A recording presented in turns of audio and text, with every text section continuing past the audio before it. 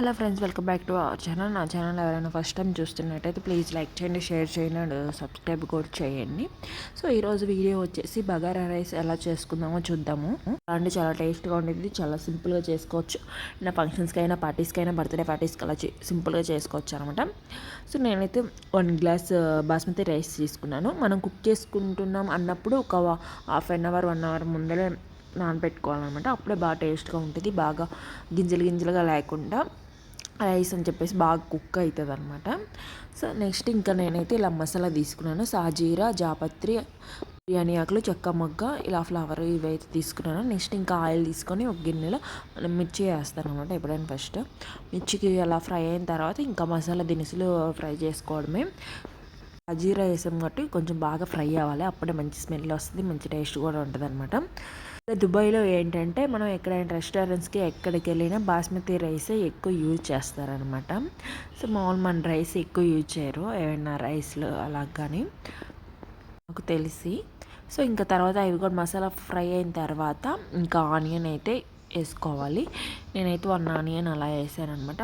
Onions బాగా fry అవ్వాల్సిన అవసరం లేదు, నార్మల్గా ఫ్రై అయినా చాలన్నమాట.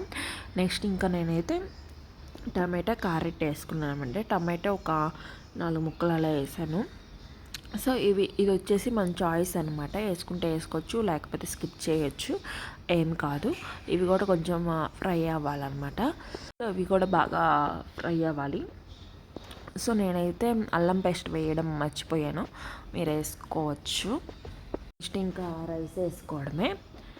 రైస్ ఇంకా బాగా నానిండదుగా, ఇంకా రైస్ వేసుకోవడమే. బాగా నానింది అనమాట.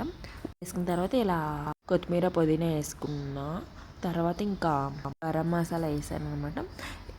తర్వాత ఇంకా అవన్నీ కలపెట్టుకోవాలి. మనం పద్దాకలు మిక్స్ చేయకూడదు, ఎందుకంటే ఆల్రెడీ రైస్ నాని ఉంటుంది కాబట్టి విరిగిపోతుంది అనమాట.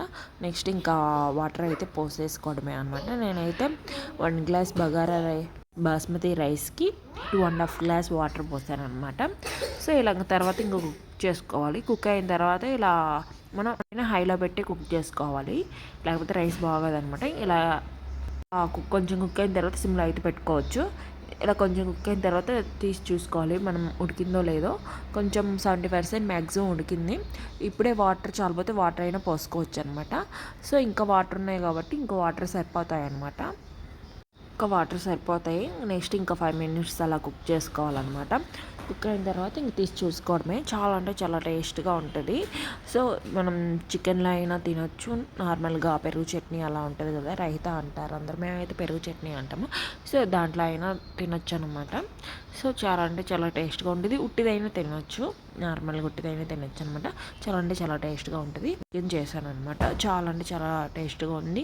చికెన్ అండ్ రైస్ 2 చాలా టేస్ట్గా ఉన్నాయి అనమాట. బాగుంది కాంబినేషన్ కూడా. రైస్ కూడా చాలా మంచిగా కుక్ అయింది, బాగుందనమాట. ఇదే నా వీడియో నచ్చారు please do like, share and subscribe my channel. Thank you నా వీడియో చూసిన